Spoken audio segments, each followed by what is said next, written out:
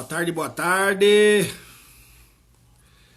Bom dia, boa noite para quem for ver depois, né? Valeu, Carla. Tá me ouvindo bem aí? Só dá um ok assim para mim saber se você tá me ouvindo. É nóis, é nóis. Continuando a série aqui, a última da série Anônimos. Hoje com meu mano Fernando Capaz, RJ021. Esperar ele chegar aí. Mas enquanto isso, obrigado, Carla, pelo feedback. Vinícius, obrigado aí por ter colado. Tá me ouvindo bem aí, mano? Tranquilo, tranquilo? Dá pra me ouvir bem aí? Ok. Valeu, Diamante. Sangue bom, Alessandro. Da hora aí o som. Dá pra me ouvir bem aí? Tranquilo, tranquilo? Salve, guerreiro. Da hora.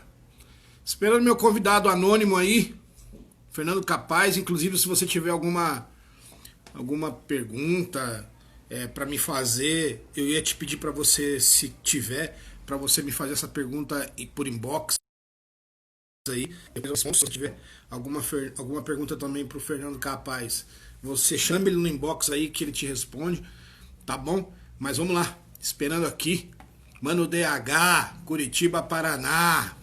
Volume 2 é nóis, mano. Da hora. Pra quem não sabe, desde segunda-feira eu tô fazendo uma série de lives com alguns anônimos, com a ideia de que no período dessa pandemia aí muitas lives deram voz a mudos, né? Muitos anônimos apareceram aqui, anônimos importantes e relevantes, mas não famosos, apareceram por aqui, pelo Instagram, pelo YouTube, fazendo lives e falando, e isso trouxe muito alívio para muita gente, muito alívio do peito, sabe? Muito alívio da consciência, muita libertação de síndrome do pânico, muita libertação de muita coisa. Então eu resolvi só chamar mais alguns anônimos aí, assim como eu, para participar dessas lives aqui e trocar uma ideia com a Rapa, tá bom? Esperando meu mano Capaz aí, vamos que vamos. Deixa ele chegar aqui, que eu já chamo o meu mano Fernando aí. E é isso, essa veio a ideia. Essa foi a ideia dessas lives. Sabe, Fernando Capaz? Salve, meu irmão Cacau, tudo bem, meu querido? Saudade de Eu estar e falando você. com você, rapaz. Privilégio, mano. Privilégio de poucos. Falar com um nobre anônimo tão relevante e tão de sucesso assim como você, cara. Porque nem todo famoso faz sucesso, né, mano? Mas tem alguns anônimos que é sucesso, né, mano? Então você é um deles. Obrigado por aceitar o convite aí, meu mano. Eu que agradeço, eu que agradeço. É sempre bom interagir com gente que soma. E mais do que soma, multiplica. E ao multiplicar, potencializa. E eu tenho o prazer de estar caminhando com você aí. E se estou caminhando, é também pelo fato de você caminhar, por vezes me carregando. E isso Que é a isso? essência do cristianismo. Deus te abençoe, Cacau. Moleque! Obrigado, meu mano. Mano, já entra rimando, velho. Já me vem aí com uma peso pesado, por favor. Já me apresentei aí, essa galera que tá aí, por favor. Vambora. Deus abençoe cada um que está prestigiando essa live. E é por vocês, tá? Mais do que por nós, é por vocês. Vocês tenham certeza disso. Se dependesse de mim, eu não estaria fazendo o que eu faço hoje. E essa daqui vai em especial para o meu irmão Fábio Scooby. É uma música antiga, Livramentos. Vamos lá. Cuidado no manuseio, a vida é muito frágil. Forte é o Senhor que me livra do mau presságio. Ele quem me livrou quando o carro me pegou, quem presenciou, disse que o neguinho aqui voou. A morte quis bater o martelo, mas acordei ileso procurando um chinelo. O motorista é testemunha, com seu capu amassado, desse lado não quebrou uma unha. Eu era bem pequeno, mas meu primeiro livramento aconteceu logo no dia do meu nascimento. Entalado no quadril de mamãe, parto difícil. Quase que eu parto logo no início. Eu podia morrer ao nascer ou com pouca idade. Isso aumenta a minha responsabilidade. Se eu viver ou morrer, que seja para Deus. Tentaram me matar, mas só o velho homem morreu de todo mal. O Senhor quem te salvou, foi Deus quem te livrou. Paciente terminal, só que se recuperou, hein? Foi Deus quem te livrou. E na interestadual, quando o carro capotou, foi Deus quem te livrou. Isso é livramento. Estando atento, você percebe a todo momento. Às vezes a morte passa rente. Gratidão é o que te faz diferente do 50 Cent. Muitos são chamados e poucos escolhidos têm. Bem-aventurados e mal agradecidos se acordo vivo pela manhã. Preciso viver em Cristo como se não houvesse amanhã. No local do segundo acidente veio a consciência. A vida é um plano divino em plena vigência. Quase que eu morro no morro do céu. O ônibus me pegou na descida, mas estou aqui com vida. O motorista me chamando de cabeça oca e eu sentindo gosto de metal na boca. Livramentos são incríveis ou imperceptíveis, salvam dos inimigos, até dos invisíveis. Anos depois, com meu filho nos braços, agradeci ao Senhor por ter me livrado do laço. Pediram sua vida, mas Ele te preservou. Foi Deus quem te livrou. Não havia mais saída, mas Ele te resgatou. Foi Deus quem te livrou e da tendência suicida. Quem que te libertou, hein? Foi Deus quem te livrou. Isso é livramento. Estando atento, você percebe a todo momento. Vida é dom divino no vaso de porcelana. Se autodestruindo, eu vejo vários por semana.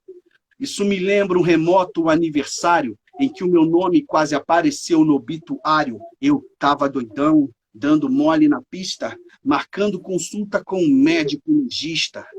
Fui ao baile zoar, só que no lugar o clima era pesado, um guindaste para puxar o ar. Um esbarrão, um insulto e um tumulto e uma pistola cromada apontada com o intuito de acabar com a minha vida perto do palco, o tipo de ameaça que corta o efeito do álcool. Quem tinha prazer em matar, hesitou, falou sozinho, se coçou com a arma e se retirou. O Senhor rasgou a minha certidão de óbito e para minha vida Ele deu novo propósito. Se seu viver for Cristo, morrer é lucro. Confie no Cordeiro que levantou do sepulcro. Para a vida eterna, Ele guiará você. Jesus venceu a morte, não temos o que temer. Deus abençoe. Uou! Uou, uou, uou, uou. Capaz, maravilhoso esse som. Nunca, não tinha ouvido, mano. Não tinha ouvido. Você citou o Scooby, o Fábio, por conta desse acidente que ele teve recentemente, desse livramento que ele teve e tal, né? Mas essa música você tinha escrito antes desse acidente aí, com certeza. Cerca de 6 anos antes. Uau! Essa música já tem 6 a 7 anos de existência, né? De composição. Né? E foi um processo muito interessante, né? Quando Deus começou a negociar comigo, né? Porque Deus, do jeito que Ele é cavaleiro, Ele poderia, mas nem sempre impõe, né? E Ele dizia para mim, fala sobre livramentos, fala sobre livramentos. E eu sentei um dia para terminar a tarefa. E eu fiz tudo direitinho, escrevi ela decentemente, as rimas ali todas no lugar, tecnicamente uma música legal. Só que não testificou. E eu me entristeci ao estar de frente com uma letra que não era tão ruim assim para me entristecer.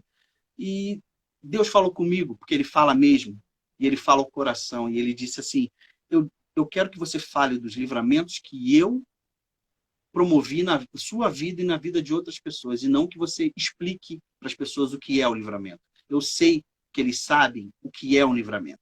Toda vez que alguém quase morre, a primeira coisa que se fala é graças a Deus. E antes de morrer, dizem que a maioria das pessoas diz, meu Deus. Então, eles sabem o que é um livramento. Eu não quero que você explique para eles o que é um livramento. Eu quero que você diga sobre os livramentos que eu promovi. E foi assim. E essa música é bem antiga, né? Mas atual. Aprove ao Senhor que ela viesse à tona há pouco tempo, né? E ela é uma das músicas antigas que estará no álbum que a gente deve lançar, se Deus permitir, até o final do ano. Ok. Assim como, não digo que o evangelho é antigo, mas ele é muito atual, né? Tem muita música que a gente escreveu lá atrás, como o Não na Terra do Sim, e a gente refletindo a política hoje, a gente refletindo as amizades hoje, a gente refletindo a religião hoje. Então, são músicas que a gente escreveu lá atrás e que foram profecias mesmo, né, mano? Mas vamos lá, antes de se aprofundar no assunto, eu queria saber de você, de onde que você é, mano. Saber de você não, eu já sei, mas falar para quem for ver essa live aqui, da onde que você vem? Pode vir alguma coisa boa de onde você vem, mano? Vem ver.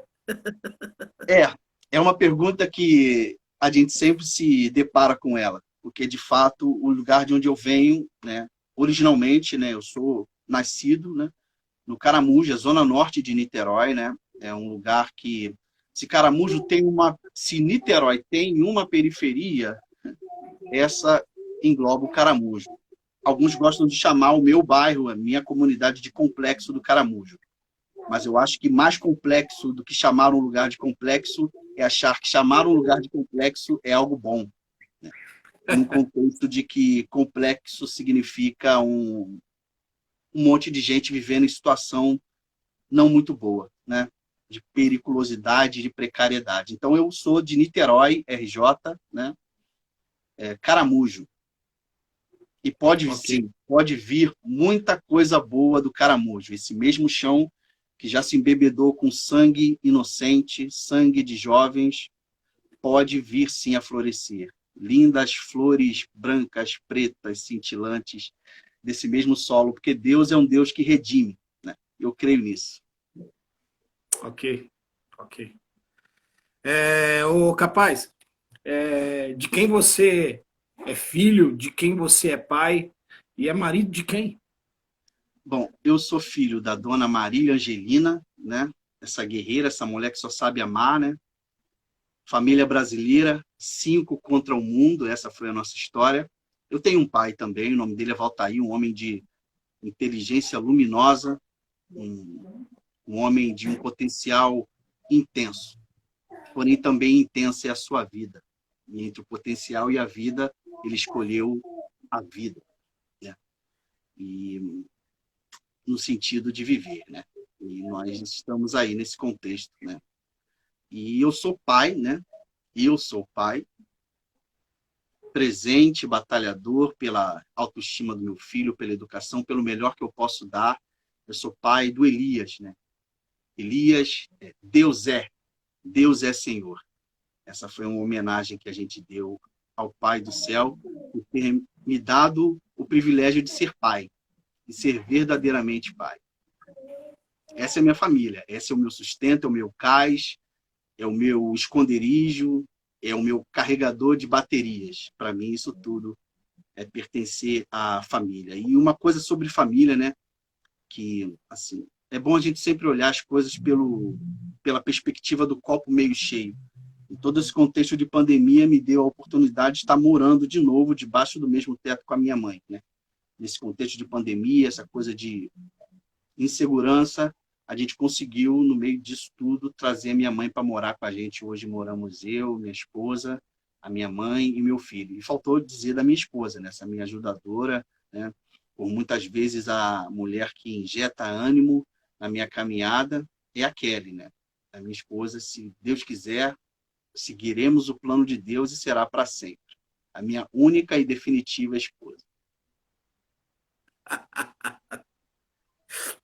Da hora, meu mano, da hora. Aquela é aquela que te mantém na linha quando você sai dela? É É um aquela que instrumento que Deus usa para isso. também. É recíproco, né? A grande verdade é que é recíproco, né? A gente está Tem sempre um se amigo meu que fala, tem um amigo meu que fala que se a mulher sábia edifica a casa, é o homem sábio que edifica a mulher. É soberbo essa declaração? Bom, não chega a ser, né? Porque se a mulher ela também tem essa função de ser ajudadora, de ser uma espécie de atalaia por vezes, né? Aquela que tem uma visão, a mulher tem essa visão diferenciada em relação ao homem, né? A mulher ela eu, por exemplo, as mulheres que eu conheci têm essa capacidade que eu não tenho, de estar com o olho no peixe e outro no gato, de ter uma visão multifocal, coisa que não é uma característica muito, muito presente na gente, em nós homens. Sim. Então, elas se constituem em atalaias, né? E se existe um atalaia, tem que haver o braço forte que repara o atalaia, que conserta, que dá força, que suporte, né? É uma coisa que se retroalimenta, né? A mulher ajuda o homem e o homem ajuda a mulher também a ajudá-lo, né? Porque, afinal de contas, é uma carne só. Então a vantagem em ser casado, de um homem solteiro, de Totalmente. uma mulher solteira? É vantagem ser casado. Eu acho que, na verdade, eu não vejo vantagem em não ser casado. Eu não vejo. Essa é a minha experiência, né? Por mais que o casamento ele não é uma linha, né, uma trajetória linear que vai de glória em glória, que vai de delícias e maravilhas o tempo todo, é uma coisa primordial. O homem ele não nasceu para ser só, não. Todas as pessoas solitárias que eu conheço também não são felizes. E por mais que as pessoas apreciem a liberdade, eu não considero isso uma liberdade, eu considero isso falta de compromisso. E a falta de compromisso com outros seres humanos, sendo que o homem é um ser social, o homem, por vezes, a experiência de um homem, quando eu digo homem, né, digo ser humano de modo geral, o gênero humano, quando ele se encontra isolado do convívio social, por vezes enlouquece, né? E a solidão hoje no nosso meio, no meio urbano, nessa sociedade contemporânea, ela se dá no meio da multidão. Você vê multidões de pessoas solitárias. E a família, o casamento, ele dá esse suporte, ele protege as pessoas contra o frio que é lá fora, né? Então, eu não vejo desvantagem em ser casado, só vejo vantagem. É o meu casaquinho de pele nas noites frias. Ok, ok. Ô, capaz, o que tira a paz de um cara que tem paz até no nome?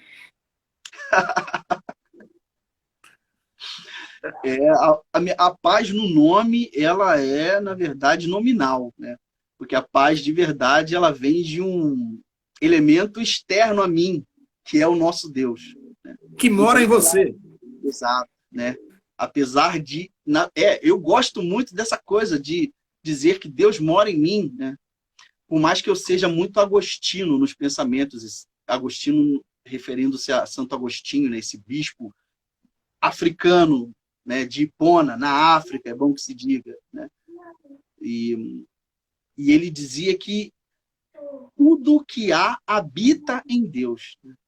Então, eu gosto de pensar de que eu flutuo dentro do íntimo de Deus, como criatura de Deus, como seu filho, ainda habito um outro tipo de recinto diferenciado em relação à criatura, sendo filho. Existem lugares, espaços para a criatura e existem espaços para os filhos, né? Então, eu acho que aquilo que tira a minha paz é você olhar para tudo que pertence a Deus, mas que não se comporta como pertencente a Deus, né? Injustiça, desigualdade, racismo,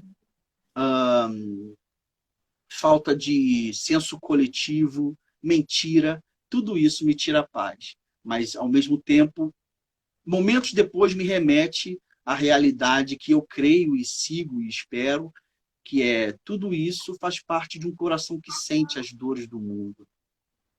Nós temos coração e isso nos tira a paz às vezes, porque nós sofremos. Nós somos seres dotados de empatia. E eu acredito que não existe um ser que tenha empatia, que se importe com as pessoas, que chore com quem chora, que sorria com quem sorri, e ao mesmo tempo vive o tempo todo em paz. Eu acho que esse conceito deve ser meio que separado. A paz que nós temos é a paz da certeza de que essas coisas têm um tempo para serem e haverá um dia que não serão mais. Então a gente é sedento por justiça, mas a gente sabe que seremos saciados, né? Enquanto sedentos, a gente vai sentir os efeitos colaterais da ausência de água, Só que a gente tem certeza que a gente visualiza o oásis e não é miragem. Ok, meu mano, ok. Fernando, o que há de bom em praticar o mal? E o que há de mal em praticar o bem? Me diga, é assim? É assim? Essa é antiga, hein? É assim? É antiga. É isso aí, essa pegada. Isso aí, essa é a pegada.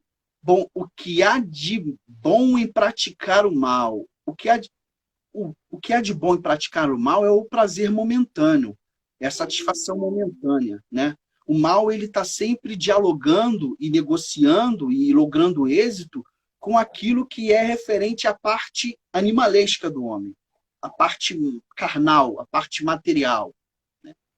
Então, nisso, praticar o mal pode gerar aquela sensação de satisfação momentânea, né? Quando você prevalece sobre alguém de forma injusta, quando você usa de meios escusos para conseguir o que você quer, manipula a mente, até assassina, você pode conseguir aquela sensação temporária de triunfo, né? E isso o mal concede, uma sensação de satisfação momentânea em troca de uma danação eterna, né? Então as pessoas acabam nessa negociação pela coisa do agora, elas abrem mão da eternidade por algo que traz satisfação, alegria momentânea, e assim elas vão. Agora, o que há de mal em praticar o bem? Absolutamente nada. Se a gente considerar que, ao praticar o bem, a gente pode até se dar mal, dentro de um contexto de um mundo injusto. E quando você pratica o bem, exemplo, né? Se você está num contexto onde as pessoas elas contam com a sua desonestidade para que você logre êxito. Exemplo, política. O contexto político do Brasil é que a pessoa ela não pode ser honesta o tempo todo. E, né? E nesse contexto de jeitinhos, de esquemas e dessas coisas, acaba que as pessoas elas vão considerar que ser honesto é algo ruim dentro desse contexto.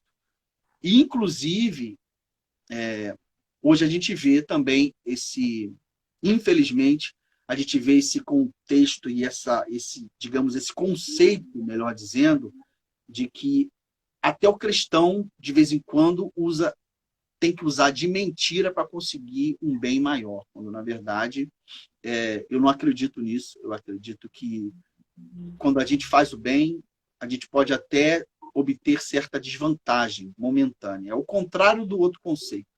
Ao fazer o bem, a gente pode até ser usado, abrir mão de algo, né? Por muitas vezes, fazer o bem é abrir mão de algo.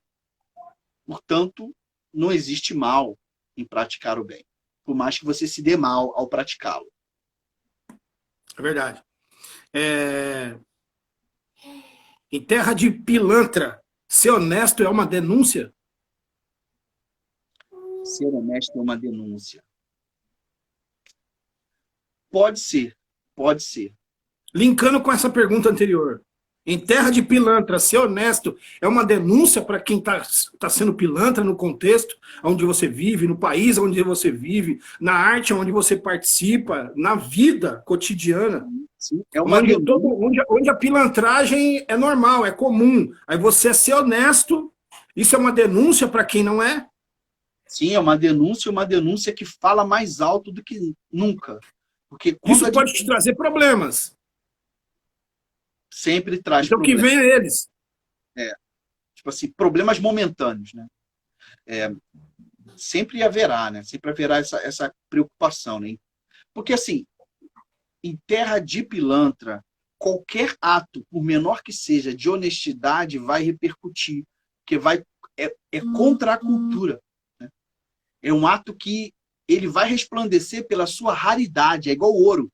O ouro só tem valor porque é raro. Ninguém acha ouro todo dia no meio da rua. Por isso ele é valoroso e valioso. Da mesma forma que toda vez que se é honesto num contexto de desonestidade, jeitinho brasileiro, desonestidade cultural, qualquer ato de honestidade, por menor que ele pareça, ele é grandioso, porque vai resplandecer no meio de toda aquela confusão, né? Ok. É doido, né, cara? É doido. Capaz, desde quando você faz o que faz no sentido rap?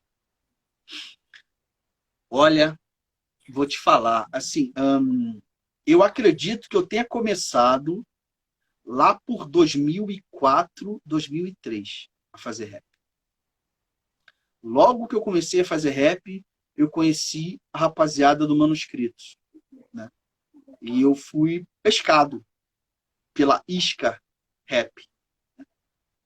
A Isca Rap, no meio daquele mar, me aproximou dessa galera. E quando eu me aproximei do Manuscritos, grupo que eu fiz parte, grupo cristão, underground, das antigas, o jeito que eles viviam me atraiu de verdade. E que jeito que eles viviam? Era um jeito, primeiramente, era um jeito simples, era um jeito feliz, né? Uma alegria que emanava. Eu estou dizendo isso assim da perspectiva de quem não sabia ao certo o que era. Mas por mais que eu convivia com os caras, mais eu queria aquilo ali para mim. E eu queria a lente a lente pela qual eles viam o mundo. Eu queria enxergar o mundo daquele mesmo jeito, com aquele mesmo otimismo, com aquela mesma vontade de fazer o bem, né? Com aquela mesma Então sabedoria. Deus foi um pescador que usou o manuscrito para pescar o capaz? Olha, eu acredito que sim. Eu acredito que sim. Né? Então não foi o rap em si, foi uma banca, um coletivo, um grupo? Porque se fosse só o rap, eu pararia no rap. Porque o rap já havia pescado meus ouvidos. E Só você já que ao fazia? conhecer, eu já fazia, eu já ouvia, mais do que fazer, eu também ouvia, né? E, então, sempre foi uma expressão artística, como outras que eu me identifiquei, né? Essa coisa da representatividade, para quem tem a pele preta, é importante, é complicado a gente explicar, porém, quem tem a pele preta sabe que como é bom a gente se ver no outro, né? E o rap, ele me mostrou isso, me mostrou que o preto podia ser bonito, que nós tínhamos um modo diferente de se vestir, um modo diferente de falar, um modo diferente de se expressar artisticamente, sabe? Isso tudo me encantou. Só que, ao conhecer o Manuscritos, essa galera, através do rap, eu conheci algo que me atraiu de modo que o rap passou a ser mera ferramenta. A minha relação com o rap mudou por aquilo que eu conheci através do rap, através do Manuscrito. Um beijo, Rafael, mais conhecido como de Raiz. Scooby, meu irmãozão, te amo. Locomotiva, uau, te amo, meu irmão. Lucas, pouca gente conhece. Lucas Foca, foi um cara que, quando eu ouvi as rimas dele, ele fez parte do Manuscrito, logo assim que eu entrei, pouco tempo depois ele saiu. Eu ouvi ele rimar, eu falei, uau, que coisa mais bonita, que coisa mais complexa, me abriu portas, né? Porque eu percebi o que poderia ser feito usando o rap, né? E mesclando isso com o cristianismo, que é outra coisa linda, né? Ok, você acha que... Imagina Deus aí Nem Deus, vou falar Jesus. Imagina Jesus na profissão de hoje, ele se compara a um marceneiro, né? Eu consigo enxergar a profissão de Jesus mais próxima com as profissões que existem hoje, como um marceneiro. Se você fosse uma ferramenta da caixa desse marceneiro, você se pareceria com que ferramenta dentro dessa caixa aí, cara? É questão bom, aproximação. Bom, eu só acho que eu sou uma chave de fenda. Aquela que encaixa na cabecinha do prego, gira para um lado, gira para o outro e abre a cabecinha do prego. Abridor de cabeça. Aquele que aperta uns parafusos soberbo. Sim, às vezes sim. Também. Sim, às vezes o parafuso soberbo ele tá pela própria ferramenta, porque a ferramenta também precisa de ajustes, né? Pois é. O tempo todo. É a Ok, que mais imagina precisa de uma. ajustes, porque senão ela vai perder a sua utilidade, né? A sua Verdade, eficácia. verdade. Imagina um machado sem corte, né? Coitado do sofrimento O próprio Salomão fala, né? Que se o machado não lhe afia o corte, é preciso redobrar a força, né, cara? Então, aquele que manipula o machado vai ter que fazer muito mais esforço. Então, é bom que a gente esteja amolado e bem amolado por ele, né, cara? É isso aí. Tá Sem dúvida. certinho. Ô, Fernando, a diabo numa canção como uma música dessa, é preciso amar as pessoas como não se houvesse amanhã? E há Deus em uma música, quem me viu passar na prova e não me ajudou, quando vê eu na benção vai se arrepender. Ah, sim. Existe essa espécie de troca de função recíproca, né? Pode ser que uma música que tenha toda a estética, toda a proposta de ser uma música cristã, acabe por vincular valores que não são cristãos, que passam longe de ser valores cristãos. Enquanto que músicas que não tiveram essa proposta, pelo menos descarada, de conversar, de dialogar com a alma das pessoas, atinja o alvo, né? Às vezes, a gente que escreve tem a nossa intencionalidade, né, como compositor, só que existe todo um universo, tanto do compositor quanto quem ouve, né? E, às vezes, um par de ouvidos ressignifica aquilo que a gente escreveu, ou então ele acaba fazendo com que aquilo que a gente escreveu somente de passagem tenha uma profundidade para aquela pessoa específica que experimentou aquela experiência. Eu tive experiências, teve uma época que eu realmente passei a ter uma espécie de aversão por músicas consideradas cristãs, música de nicho, música, não todas, obviamente, né? Mas aquelas músicas que tocavam sem parar, porque eu via certos problemas. Principalmente, essa, por exemplo, essa que foi citada, era uma música que, para mim, ao meu ver, se a gente considerar a cosmovisão cristã, é problemática, né? E eu não tenho problema de ouvir outras músicas, que não sejam músicas com rótulo cristão, porque eu acredito que Deus ele fala mesmo através da criatura, através de tudo. Tudo pertence a Deus, Agostinho mesmo. Tudo está dentro de Deus.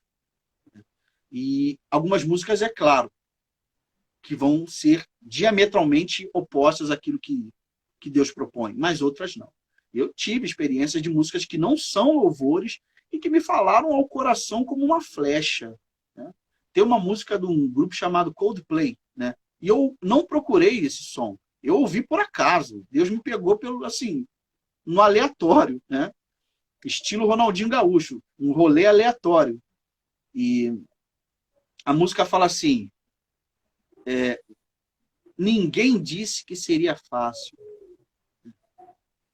E eu só quero voltar ao início. O nome da música é The Scientist, né? E ele fala sobre essa coisa de ansiar pelo encontro daquele que é o amado do coração dele. E algumas dificuldades o afastaram, mas ele anseia por esse reencontro. Ele precisa voltar até o ponto onde realmente havia amor entre os dois, né?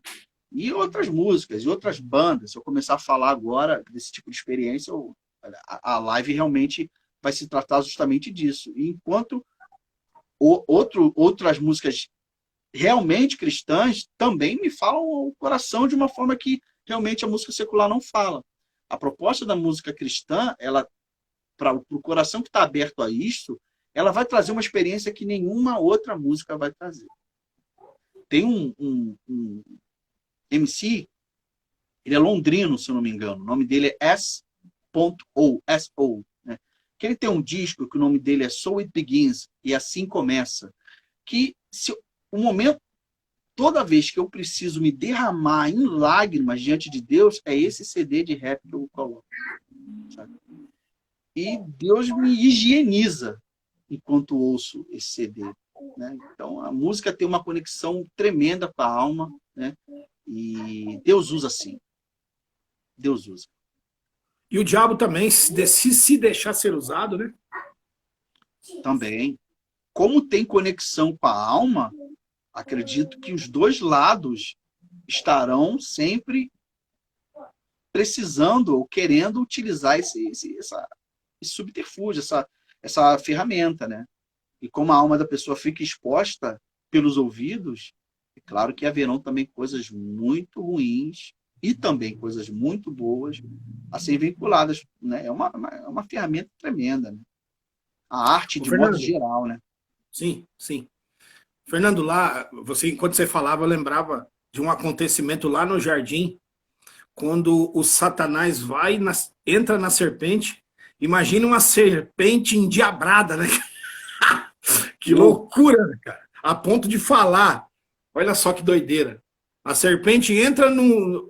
O diabo entra na serpente de Deus, no ambiente de Deus, e a serpente e o diabo usa e influencia o casal de Deus e tudo que era de Deus, né, mano? Então, assim, se Deus tem esse poder de influência no ser humano, o Satanás também pode ter, usando até as coisas de Deus.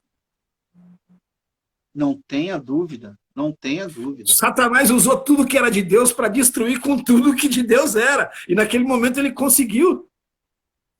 Ele teve êxito naquele momento do Éden, por causa do vacilo do próprio ser humano. Sem dúvida. Poderia parar no casal. Exato, é o detalhe, né? É o detalhe. Tem um ditado que diz que o diabo se esconde nos detalhes, se esconde nas meias verdades, se esconde naquilo que não está claro, né? Então é por aí que ele vai, né? Por aí que ele vai. Não tem jeito. Ok. Por isso a Tem uma vigilância, frase. por isso a disciplina. Sim, sim. Tem uma frase que diz que até o diabo é um diabo de Deus. Você acredita nisso? Até o diabo é o diabo de Deus. Até o diabo é um diabo de Deus. Ou seja, ele vai até onde Deus permite. Sim, sim. Ele age sem nenhum alinhamento com a vontade de Deus, só que subordinado a Deus, porque não há nada que esteja em nível de soberania com Deus, né? Ele age até onde ele pode, né? Sendo que faz aquilo que Deus não quer que seja feito. E às vezes o que o ser humano quer que seja feito, que não é Exato. a vontade de Deus. Essa é a associação natural, né? A associação natural do ser humano é um alinhamento carnal com a vontade maligna, né? Existe esse... Mas nada que Deus sozinho não subjugue, tanto uma coisa quanto outra. É um 2 contra 1, que é uma covardia, né? 2 contra 1 seria uma covardia, se esse um não fosse o Deus, né? É isso.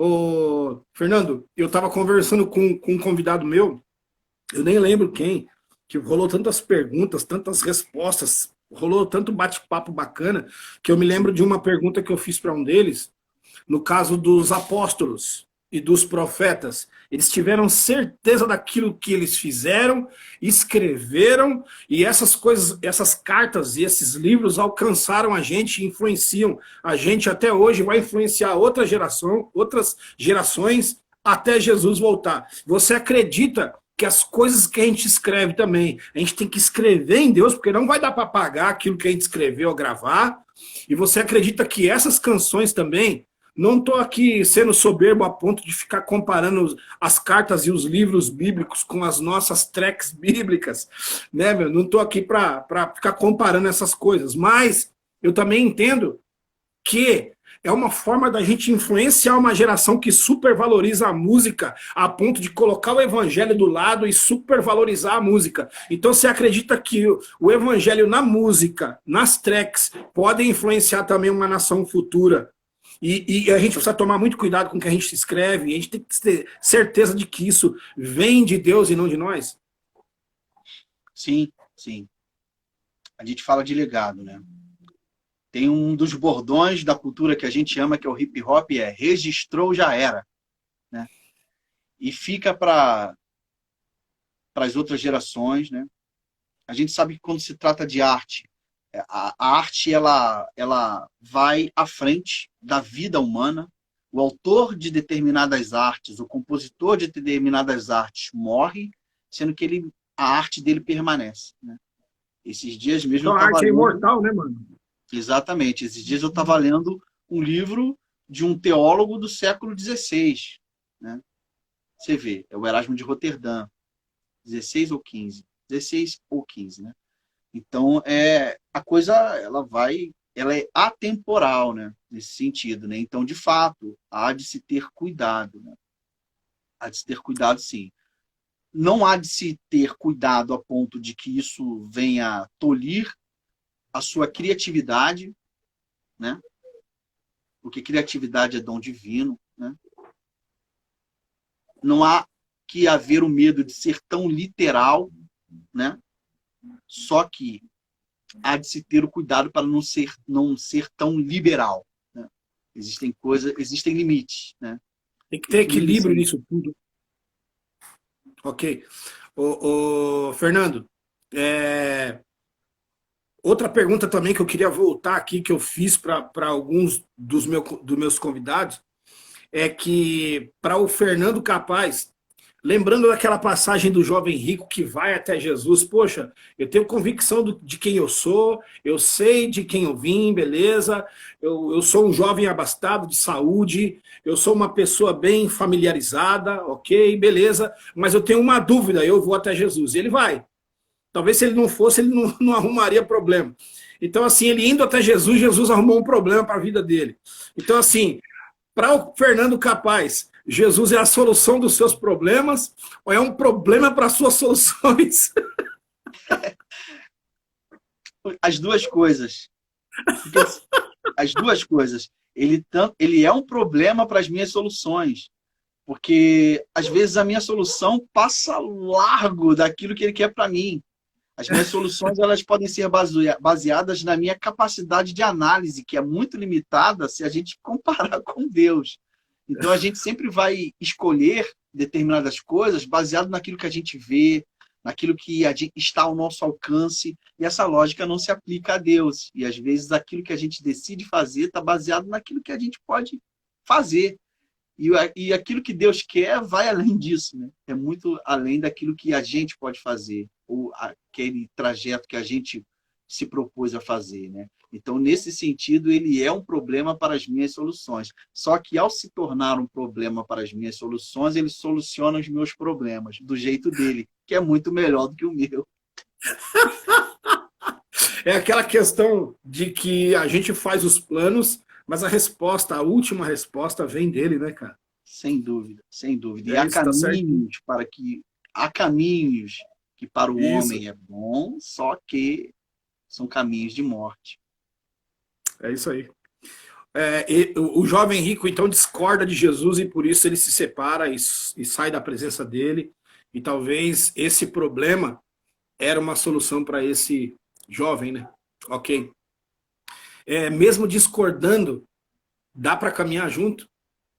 Sem dúvida. Mesmo Porque é o seguinte, ele discordou de Jesus, ok? Mas mesmo assim, por que ele não resolveu andar junto, cara? Exatamente. Porque tinha que abrir mão de muita coisa, né, mano? Ele conversou com Jesus, se apresentando como alguém aprovado. E havia ali na mente dele, pelo que a gente consegue perceber, havia ali a mente dele uma coisa assim: para que preciso me sujeitar a ti, já que eu ando sem nenhum tipo de vacilo? Eu não vacilo, eu não preciso de você. Eu ando certinho, em nenhuma dos pontos eu estou em falta. Aí Jesus Então, fala mas assim: olha, se eu tenho convicção daquilo que eu sou e daquilo que eu faço, para que eu vou perguntar? talvez ele quisesse ouvir uma resposta. E essa resposta o promoveria ainda mais. Na cabeça dele, ele tinha muita... No pódio que a mente dele criou, ele com certeza estava em primeiro lugar. Então, Se deu ele mal. queria reconhecimento do verbo encarnado de que ele era, olha, troféu joinha. Ele queria receber o troféu joinha das mãos de Jesus. Só que não, né? Não, é isso aí. Então, andarão dois juntos se não houver acordo entre eles, ou seja, nesse sentido aqui, ó, andarão o flamenguista e o palmeirense juntos, se não houver acordo entre eles no futebol? Deixa eu tomar essa bebida aqui antes de responder. Essa bebida aqui é outro patamar, viu? E não tem cheirinho.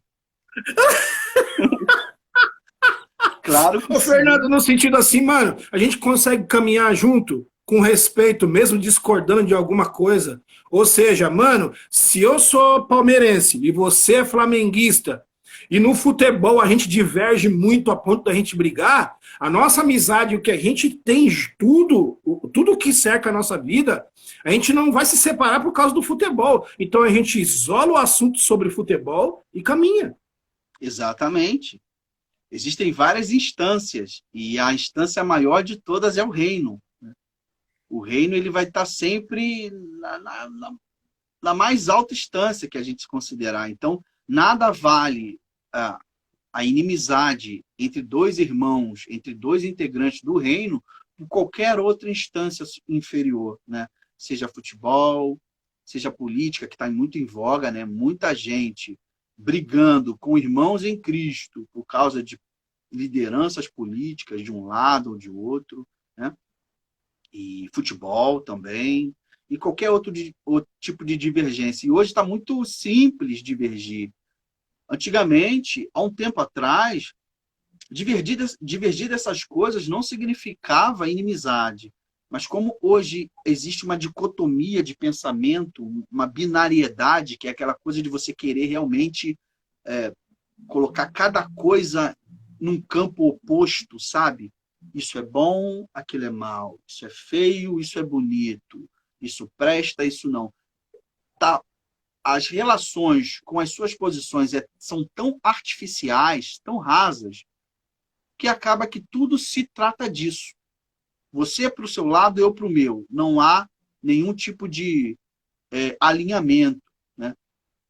Então, isso é muito ruim, precariza as amizades, as alianças, por causa de uma instância inferior. Né? Triste, né, cara? Triste. Triste Isso é na esfera familiar, isso é na política, na sociedade, isso é no esporte, isso é na religião. É os hipercalvinistas que não querem ouvir falar de pentecostais, né, cara? É uma loucura. Então, assim, no rap também tem isso, você acha? Oxe, tem. Tem porque virou Por conta também dessas ideologias, As ou Bs. Sem dúvida. É como se virou uma moda, né? Virou uma espécie de inclinação mental. Né? A gente falava muito sobre o Tico e o Teco, né? Para a gente falar sobre as conexões neurais, o jeito de pensar. Né? Agora o Tico e o Teco estão brigando o tempo todo por tudo. Né? E agora Doideira, fica muito fácil. O rap não fica alheio a isso, né? Aí a gente começa a ver discussões tão infrutíferas, tão segregacionistas, de trap contra rap, como se não fossem as duas coisas, um subgênero. O trap é subgênero do rap, sabe? E é uma coisa que veio nova, com fôlego, para oxigenar, para somar. Né? E tudo hoje é pretexto para separar. Então, o rap não ficou fora desse tipo de moda mental. O Tico e o Teco estão de mal. Ô, Fernando, da galeria dos heróis ali da fé, cara, a gente vê famosos e anônimos. E eu gosto muito desse tema, dessa galeria, né, cara? Se você fosse. Tem alguns heróis daquela galeria. E o que mais diremos de Baraque, de Sansão, de Jefté, de Davi, dos profetas, do Antigo Testamento? Você você é tendencioso, você gosta mais de quem ali, desses heróis do Antigo? Olha, muda, né? Assim, muda porque as histórias são lindas, são todas elas muito inspiradoras, inclusive os próprios vacilos. Isso é uma coisa que a Bíblia é muito bonita, porque ela não omite os vacilos dos heróis. Os heróis não são heróis à prova de falha. Os heróis sofrem derrotas, e derrotas muito duras. E essa é uma das partes bonitas da Bíblia, né? Não é aquela coisa ideal, né? São humanos, são pessoas como nós, né? E cada história que eu estou em contato, é a minha preferida do momento, né? No momento é João Batista. Estou relendo o Evangelho de João, estudando João. Não, eu falei do antigo, cara. Você já falou do novo, mas do antigo, vai, beleza. Do antigo? Do antigo eu gosto do Daniel. Eu gosto do Daniel por conta da sua inteireza quando se trata de caráter, né? Ele não estava disposto a negociar valores. Ele estava disposto a ser cozinhado vivo, mas não negociar os seus valores. E Daniel e também pelo motivo da tristeza dele, né? Ele apresentou certo perfil depressivo em determinado momento. E o motivo que o levou a se entristecer foi o fato de que o dom dele, que era a interpretação de determinados sonhos, demorou a vir. Então ele se imaginou distante daquele que o deu o dom, que concedeu a ele o dom, né? É como se houvesse ali uma interferência na conexão com quem ele mais amava, que era Deus. O dom para ele representava isso, conexão com Deus. E quando a resposta para um sonho demorou a vir, ele imaginou que estava distante de Deus. Isso o entristeceu muito, né? Então eu gosto muito do Daniel. Daniel San. Daniel San. Do antigo Daniel, do novo João. Que conexão há entre João e Daniel? Conexão entre João e Daniel? Sim, porque você vê, em termos de inteireza de caráter, né, de convicção na missão, de ser inegociável nesses pilares. Eu não vou me render ao sistema. Não vou, isso aí os dois têm em comum. Você vê que Daniel preferiu ir para a fornalha. João preferiu ter a cabeça numa bandeja de prata. Então, e não parou de falar. O que eu tenho para falar, eu vou falar. Eu posso perder amigos. Até hoje. Exatamente. E ficou vai falar, né, atemporal, como a gente havia dito, né? Então é isso. Eu posso perder a vida, posso perder prestígio, posso perder cargo, posso perder valor, posso perder amigos, mas eu não vou perder os meus valores. O que eu tenho que dizer, eu vou dizer. E esses dois têm esse link aí. Lindo. Capaz, a gente tem muito pouco tempo aqui, cara. Vamos para as considerações finais aí, cara. Antes disso, considerações finais e download rápido, que eu quero esse bate-bola com você. Faz mais uma rima aí, cara. Rápida, bora! Opa! Graça. O Pai procurou no planeta alguém, um único ser que fizesse o bem, um justo que valesse o custo. Quem? Nenhum. Ninguém, um só. Não tem entre bilhões um só exemplar, entre milhões um herói sem par, mas em grilhões todo mundo estava imundo, moribundo, escravo à criação. Toda passiva de condenação. A contraofensiva do rei da unção foi na pessoa exclusiva de Jesus Cordeiro e Leão, o Pai, o Filho, o Espírito Santo, inspire o louvor e inspire esse canto, vire um clamor que pelos quatro cantos diga que te precisamos tanto, é graça. Só se for pela graça, não por nada que você faça. E foi por geral, mas ele pagou o preço, não foi de graça. Só se for pela graça, quando o Cordeiro passa seu sangue em nós, ele nos purifica por sua graça. Foi naquela cruz, ele pagou pelos meus pecados, se dependesse de eu merecer. Seria mais do que complicado. Compreende que muita gente aprende um conceito equivocado, que entende erroneamente que obras da carne cobrem pecados. De Isaías 53, passando por João 3,16, até mesmo no Salmo 23, a palavra diz o que a graça fez. Deicídio, tu sabe o que é isso? A humanidade feriu seu Deus, mas ele vive para sempre, reinando para sempre e vem para buscar os seus por graça. Só se for pela graça, não por nada que você faça. E foi por geral, mas ele pagou o preço, não foi de graça. Só se for pela graça. quando o Cordeiro passa seu sangue em nós, ele nos purifica por sua graça. Muito bom, meu mano, muito bom. Obrigado, obrigado. Só pela graça. Só Uou, pela graça. uou. Muito bom. Ô, Fernando, fala dos seus projetos aí, futuros, né? Presentes e futuros. E que presente a gente espera aí receber aí de você, cara? Fala aí, fala aí. Bom, essa questão de pandemia, né, meio que realocou as nossas metas, né? Mas assim, eu ainda mantenho a esperança de conseguir presentear a galera, de compartilhar com a galera um álbum ainda esse ano, né? O número de faixas vai depender de quanto que eu irei produzir, porque eu tenho faixas para 3 álbuns, mas esse ano eu gostaria de lançar essa primeira onda, né? Então acredito que até dezembro vai ter algum trabalho novo. Espero que antes de lá eu consiga lançar pelo menos mais uns 3 sons aí, esses realmente novos, né? Diferente dessas músicas que eu levei aqui junto com você na live. Mas então é isso. A tendência é que eu consiga pelo menos uns 3 sons aí até o final do ano, e final do ano um álbum cheio, né? Então teremos presente nesse futuro breve. Sim, sim. Foram presentes que me foram dados e eu gostaria de desembrulhar e brincar junto com vocês, espalhá-los na sala, como faz o meu filho, e brincar com os amigos. Cara, vamos para um download rápido aqui, porque a gente tem pouco tempo e conversar com você é bacana, porque o tempo vai embora rapidinho, né? Você já disse, né? O que você desse tempo hoje, o que você leva para amanhã? Estou dizendo, pandemia nossa de cada dia nos dá hoje o quê? O que você leva para amanhã? Nos dá hoje a noção de que Deus cuida, né?